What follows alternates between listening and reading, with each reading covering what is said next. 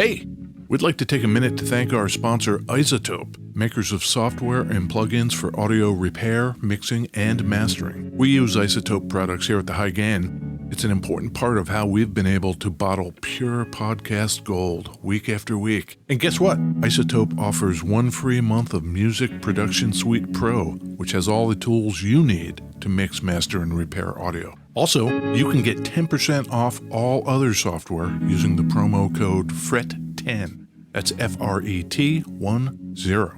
All of this is at iZotope.com, IZOTOPE.com.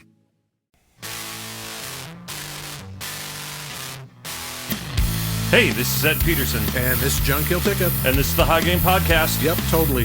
Yeah. What do we talk about on this podcast, John? Guitars. Okay. Can we talk about pedals today? I think today would be a good time to do that. Okay, let's talk about guitars and guitar pedals. And guitar pedals. Yeah, maybe an Ovation guitar. Maybe aluminum neck guitars. Yeah, we'll have to see. Where are we recording from, John? Beautiful, West Seattle, Washington. That's great. I went to the farmer's market today. Yeah. And I got us kombucha shots from Mystic Kombucha, a little kind of bespoke kombucha that I'm really afraid of because its number 1 ingredient is ginger and its number 2 ingredient is cayenne. So I'm a little afraid. And the color of this is completely unappetizing. It's kind of mud colored. It's like beige beverage. Before we start doing that, we got a guy on the line here from Oklahoma. We've never done one of these remote things before. So if there's any technical difficulties, it's going to be terrible. But, hey, it's Brady from Old Blood Noise Endeavors. Yep. How's it going? Hey, do you have a beverage? Do you have like a coffee? I do. I have some coffee sitting here. That's great. Is it from a local coffee guy or? Yeah, it's from a shop called Elemental, which is in Oklahoma City. That sounds lovely. One of our biggest sort of local coffee places. Oh, God. This thing is, wow. Oh, holy shit. Did you both get one, or are you sharing one? I poured it out of a bottle. Yeah. It's just straight cayenne pepper. Goddamn, dude. It's good. It makes for good audio, I think. I was telling John, I have this impression that everyone that lives in Oklahoma is or has been in the Flaming Lips. That's my impression of Oklahoma. True or not? It's not true, but it's almost true. Great. Great. I haven't been in the Flaming Lips, but my partner Seth at Old Blood, he used to work for the video department for Flaming Lips. I mean, department, quotation. You know, that creative side of it. Yeah. Did he work on that movie, the Christmas on Mars or whatever? I think he was a little bit after that. Okay. But to further expound on that idea, one of the guys that works here, Connor, he's currently a guitar tech for Flaming Lips. See, I knew it.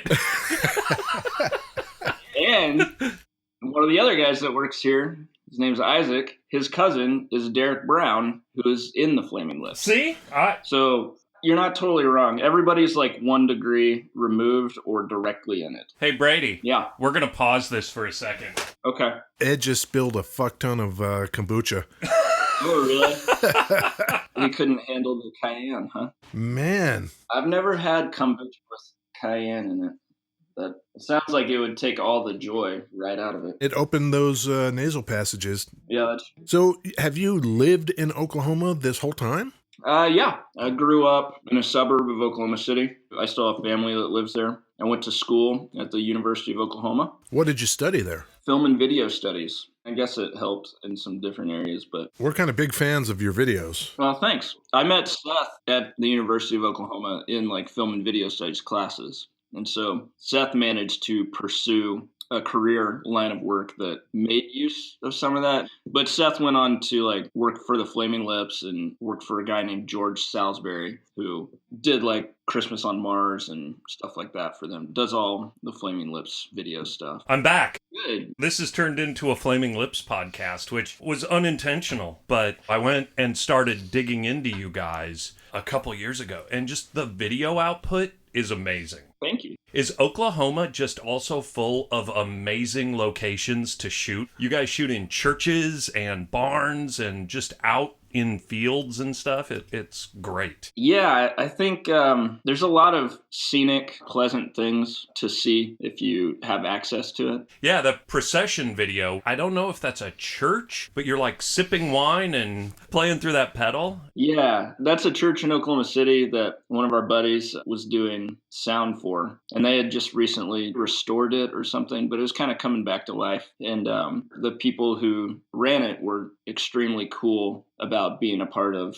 things that had nothing to do with church or religion, like just being a part of kind of community music stuff. Yeah. They were super cool about letting us shoot multiple videos there. In the procession demo song video, there's an empty pool that we shot some stuff in, and that's also in that church. Oh, that's in the church when... Yeah. Yeah, that's great. That one looks funny just because there's all those cables on the ground and there's like a pool drain. It's got an element of danger to it, even though it's empty. Yeah. It looks like you guys should not be there. We probably shouldn't have been.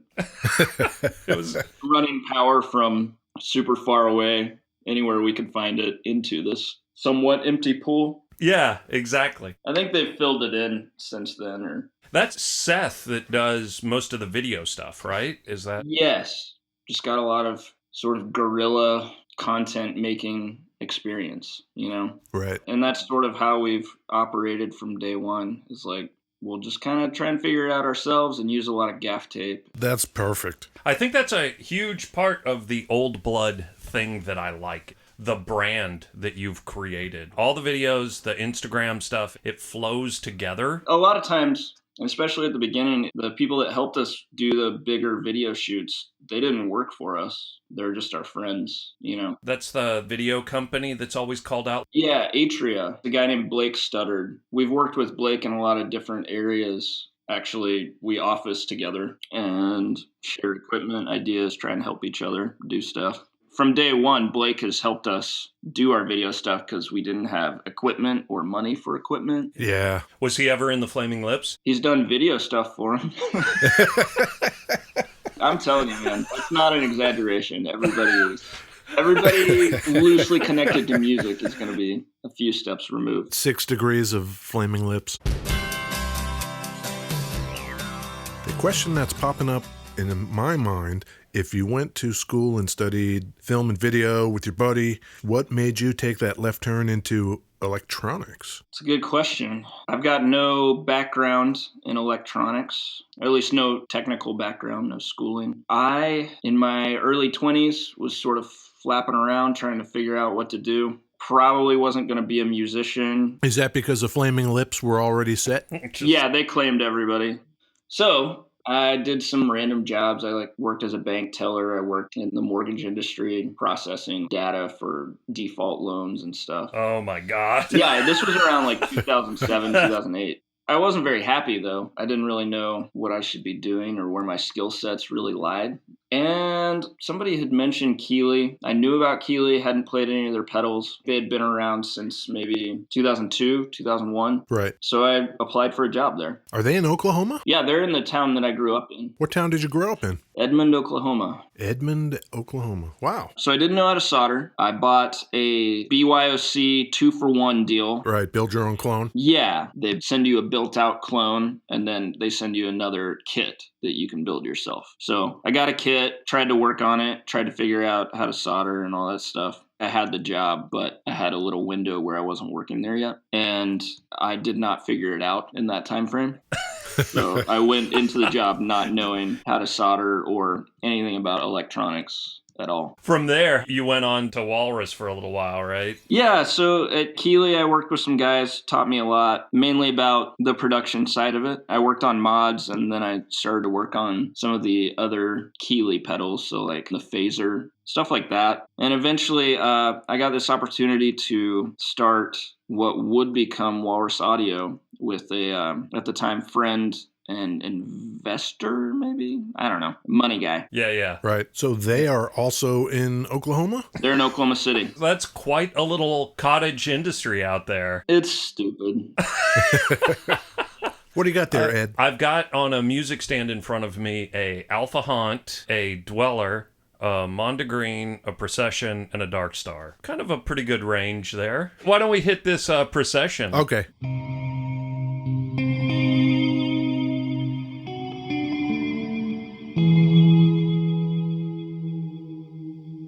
Can you tell what settings are on that, Brady? It's probably flange mode. Flange and filter are kind of similar in some ways.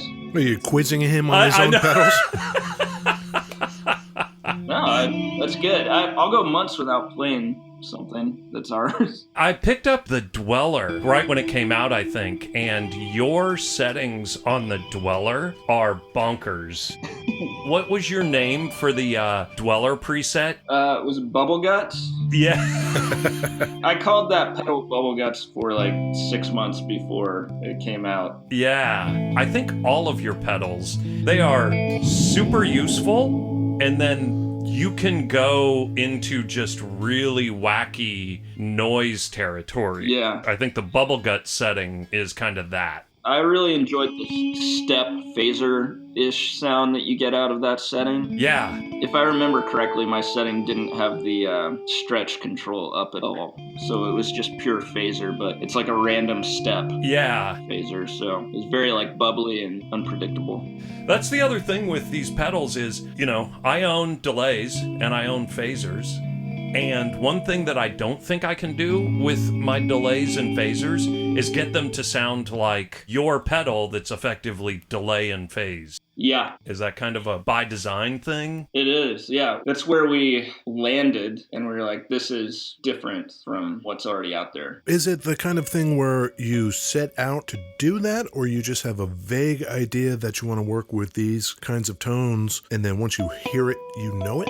Well, to open up on our design process nowadays, over the years it changes here and there, but we've got a guy that works here named Dan, and Dan is the digital designer now. He started out helping me out with inventory, and he would drill cases, kind of like general production stuff, Right. Screen print the cases, and then keep inventory numbers. He would kind of help me out with shipping, help me develop some different organizational things to help the business run better. And then one day he said he wanted to take a crack at some programming. And I said, okay, well, here's a computer with the programs that we use. And he came back the next day and knew more about it than I did. Wow. So that's been his job. So you designed the circuits in software? Yes, for some of them. So there's an actual programming language to the pedals themselves. Correct. I did not know how that worked. No. Oh, it's just capacitors, right? There's little monkeys on treadmills inside the box. It's all magic. Yeah. How often do you design a circuit and then you put the thing together and then it doesn't sound anything like you thought it was supposed to, but you end up liking it better anyway? I'd say that happens. I think that we're pleasantly surprised by the idea of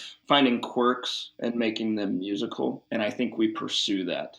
I would have a really hard time coming up with a favorite of these pedals. Yeah. Whichever one is turned on, I think is my favorite Yeah. in the moment. Like when I'm playing with it, that's my favorite. Hit me with that alpha haunt, Ed. Oh, man. Yeah, I like that.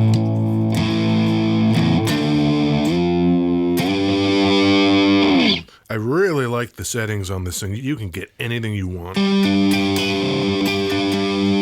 This is a Jaguar we're playing today, Brady. Nice. What year did that guitar come out, John? 62. Introduced as the top of the line. Yep. Funny thing about it, Yeah. the kind of jagged edge around the pickups, that is made to increase RF shielding. Well, that would probably make sense. Yeah, so back in the late 50s, 60s, our man Nat Daniel of Dan Electro hung up a Jazzmaster in front of a fluorescent light fixture and turned up the volume and let everybody who walked by hear the sound of an unshielded guitar. And he had a Dan Electro right next to it that, of course, was shielded. And so let people make their own conclusions. Was this in like early 60s? This would have been like 60, 61, something like that. What did our guy Leo think of that? I think it pissed the fuck out of Leo. And as I understand it, Leo bought a Dan Electro and took it back to California because they wanted to figure out how he did that. What is that because of the lipstick tubes? Does that do something? No, or is it because of the way he wound? Nat shielded the pickup cavity and the electronics cavity with, I don't know if it was aluminum or, whatever he shielded it with. Some science shit. He laid down the science. Did you know that, Brady? I didn't know that. I imagine it was kind of like the Wild West back then. So you have a Jaguar, right, Brady? Yeah. Is it an older one or a reissue or? Maybe a 62 or something. That's kind of an oldie boy. That sounds probably better than it is. It's been stripped of its color with lots of dents. That's great. I think it has an SG bridge, like a 70s SG bridge on it. The pickups don't match. I think when I got it, actually, it didn't even have the decal on the headstock. So at one point, this was a really nice guitar. Yeah. It's still a great guitar, but it takes a lot of bruises. This thing didn't sell well at all. Came out in 62, they couldn't give them away. And they tried all kinds of upgrades, like custom colors, block inlays, all kinds of stuff. They couldn't make a dent in it. Everybody wanted the Tellys and the Strats, and they weren't interested. So much so that in 75... they just, discontinued it. It's also weird that they made the Jag in 62, considering the Jazzmaster was 58, 59. Yeah. So was that, that must have been selling enough that they decided to make the Jaguar. And the Jag was only the fourth guitar in their line. Strat, Telly, Jazz, Jag. That's it. Yeah. Is there anything for you, Brady, on a guitar level that drives you towards a guitar? Yeah, I think it's a lot of things. The overall aesthetic is definitely changing as I get older. I'll accept things that maybe I wouldn't have when I was younger. I have a Strat now, and I love it. That's never been true until this specific Strat, and it's a piece of junk. Perfect. Somebody spray painted it. It's definitely been broken in half at some point. But it's great. I feel like a lot of good ideas that I like have come out of that guitar. So Seth and I both really like the aluminum neck Kramer guitars, and then the any of the Ovations from the 70s are great. Aesthetically, they're weird, but they're just a little bit different. So not everybody that plays guitar is going to know what that feels or sounds like when you play an Ovation Breadwinner. That's kind of fun. And they're definitely a guitar where you pull that thing out and people are just like, what the fuck is that? There are not too many guitars that look like that. In fact, I think there's one. Yeah. The Breadwinner and the Deacon and all of those Ovation solid bodies from that era are just super cool. Yeah, they're super cool. And apparently they were just all failures too. Yeah, they pretty much were. Except, do you like ABBA, Brady? Yeah, I tolerate ABBA. There are no flaming lips. Our man Bjorn from ABBA played the Breadwinner. Oh, really? Yeah, he did. You know that company Dunable Guitars? No. They do a lot of doom and sort of heavier music. Guys like their guitars. He just did a Breadwinner. It's basically a Breadwinner with a different headstock for one of the guitar players in this band, Deaf Heaven. Oh, yeah, the Deaf Heaven. I'm not a big fan of at work, just blasting music, because people have different taste in music. And when you're in kind of office-y kind of environments, maybe blasting your taste is not great. Every once in a while, I'll throw on Deaf Heaven just to set a mood. Challenge those ideas of taste. Yeah, exactly. The lead man for that? Yeah. He's a snappy dresser. A thing with Brady, I like in the videos, you have constantly changing hair. That's pretty good. Watching the progression of your hair is a pretty good time. That's fun to hear. Yeah. I'm in a very dad state right now where it's I just cut it short and don't know what to do with it. So my wife, she owns a hair salon. And you don't know what to do with your hair? Well, she's hands off with my stuff. Hands off with your hair? Yeah. She doesn't want me as a client. Hands off with my stuff. Yeah. With my hair stuff. That's great. You know what I did last night, Brady? What'd you do? I went to the Grand Illusion Cinema here in Seattle, Washington, and I saw Near Dark on 35 millimeter. I wish that there was a place here that did that. Have you seen Near Dark? I have not. Oh, what? It's a Bill Paxton vampire movie. It's got Lance Hendrickson. It's basically the cast of James Cameron's Aliens in a vampire movie. What? If you can dig that. That's amazing. Cameron was married to Catherine Bigelow. Yeah. Maybe her first movie was Near Dark, and it was right after Aliens. So Cameron made Aliens, and then a year later, Near Dark came out. And it basically has half the cast of Aliens in a vampire movie. It's pretty good. I saw a Ask Me Anything with the Old Blood guys. Oh, yeah, on Reddit. Exactly. Do you remember what you said your favorite Halloween movie was? Halloween 3 is great. There it is! That's what you said. It's the best. Yeah, it is amazing. The worms coming out of the masks. Terrifying.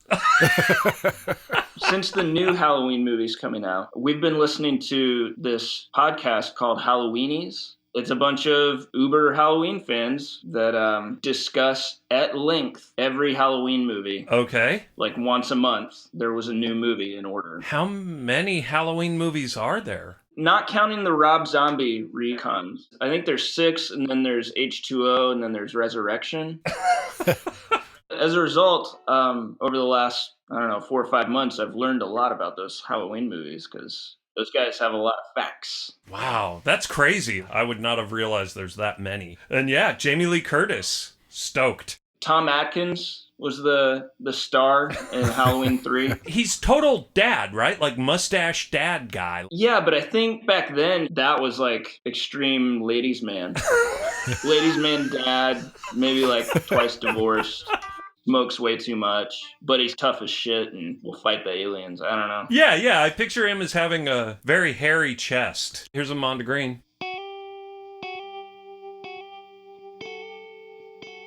Whirl.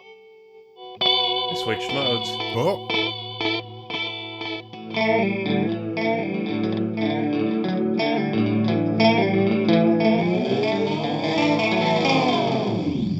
How long do you guys generally go between releases? There's no real formula. I think in the beginning it was, let's try and do something every 3 or 4 months Yeah. to kind of stimulate growth and awareness and keep ourselves busy, because right out the gate, we had the time to work on new projects. Anything that plays with time, I'm into. yeah. Every 2 weeks, make a new fuzz pedal. John's in line. Yeah, I think so. Okay. That's his jam. What's your favorite sound on that Alpha Haunt fuzz? Can you direct Ed to dial up something? Yeah. This will be a little bit loud, but go middle clipping mode, so no low pass filter. Low pass off. Okay. But you might want to turn your volume down because it'll be louder. Yeah. Turn the gate and the bias all the way up. Uh-huh. And now I would say go high gain on the gain toggle switch. So the toggle on the left, flip it up. Yep. And then turn enhance all the way down. And then turn your fuzz volume and master volume up to wherever you want it to be.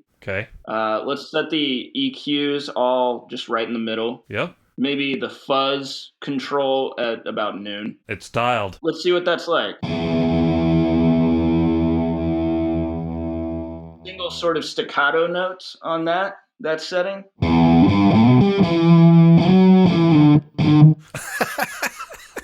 Is that what you were looking for? Yeah.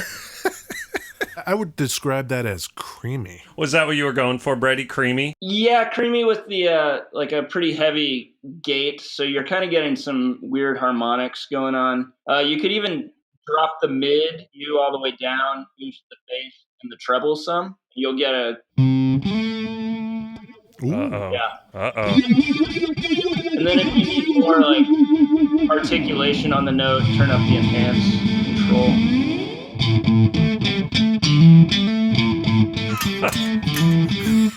Great. We'll take a picture of that and put it up there as Brady's custom setting. Fuzzes, they work differently with how you play. So different styles and tastes of how you want to play, the settings will vary greatly. Yeah. As Ed mentioned, I've got probably more fuzz pedals than a person should be allowed, but I am very impressed with this one. It does so much. That's a high honor. I'll take that. Thank you. Another thing that I like in your videos is you definitely spread the love with other pedals and other manufacturers. You're not exclusive, which I appreciate. Thanks. That speaks to, I guess, how I actually play guitar. I like having all of our pedals as tools if I'm looking for a sound, but on my normal board, I'll have one, maybe two of our pedals. That acknowledges that anybody playing and kind of sculpting a sound is looking for the sound they're looking for. Yeah. And so to acknowledge that you play a part in a larger sound maybe doesn't happen quite as much. I don't know. I'd love it if everybody felt like they only needed Old Blood noise pedals. The Dweller, I've been playing with a lot. That's awesome. Do you know Oliver Ackerman, Brady? Yeah. And his band, A Place to Bury Strangers? Absolutely. Sure. Play a little something here. This is called Deadbeat.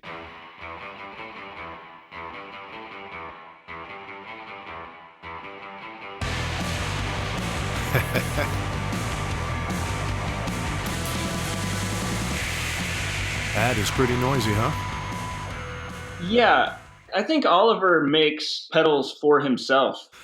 It just so happens that they're all really cool and really good, so other people want them too. How much of that are you guys doing as a team? We need to do the thing that helps us be a business and pay bills. That can influence what you're trying to put out, and I think that that's all weighed against internally in me as well as in the other guys at the shop. Like, no, let's put out something that we're proud of, that we can show people that it is something that they want. Which one do you like? Out of our pedals, Yeah. the new reflector is really, really great.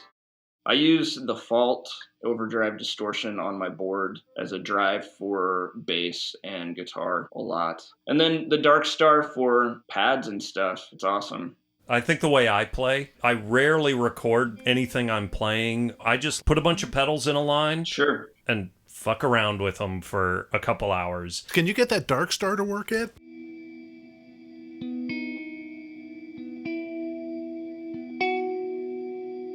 The idea for this just became something that's underneath what you're playing. It's like a pad. It's like a really soft accent to help you distinguish the mood. For me, I like to set the mood of a sequence or a song or something with a note that just drones out, but it's underneath.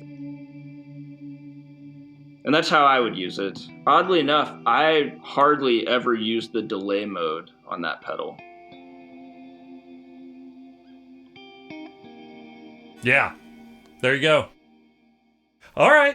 Ed and I were talking about Jaguar players in general who played it, who's still playing it, and we ended up around Johnny Marr, and then we see that he's got a new album out. You can kind of hear where he's doing similar things. He was just here. He was just in Seattle. Yeah. I would love it if Johnny Marr had some of our stuff. Absolutely.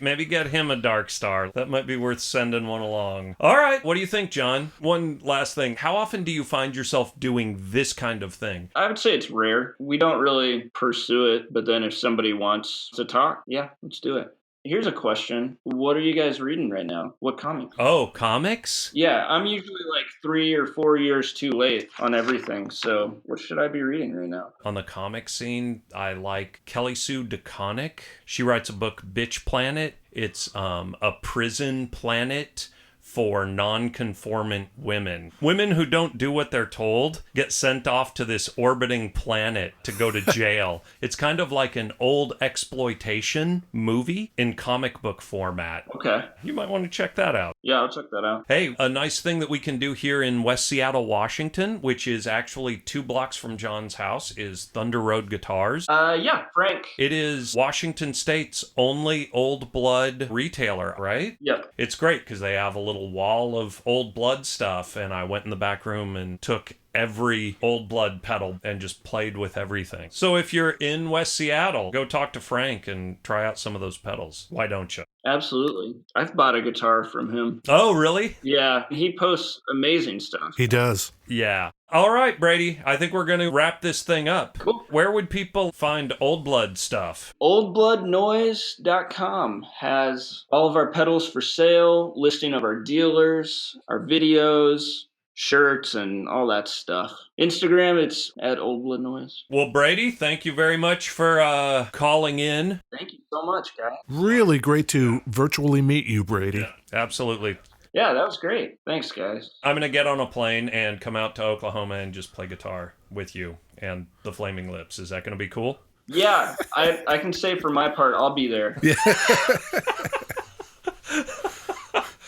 Brady, thank you so much. Absolutely, guys. Thanks for having me. You got it. All right, talk to you soon. Pretty good, Ed. Yep, yeah, that was fun. Direct line from West Seattle to Oklahoma. I'm pretty glad we dug into that Flaming Lips connection. I think people might want to go check out those Old Blood pedals. They got cool art. Yep. They make cool sounds. Yep, you've been listening to the High Gain Podcast, Ed. Yeah, the High Gain Podcast. We talk about guitars and pedals and Oklahoma, stuff like that. We didn't really talk about the Jaguar too much today, but you know, like, fuck, it's a guitar, it's offset, curvy. Leo Fender got a sinus infection, sold his company. It hurt a lot. Yep. Check us out on thehighgain.com. Yeah. Go check out some of those Old Blood pedals. Go check out the High Gain. Go check stuff out. Yeah. I don't know. Buy a t-shirt.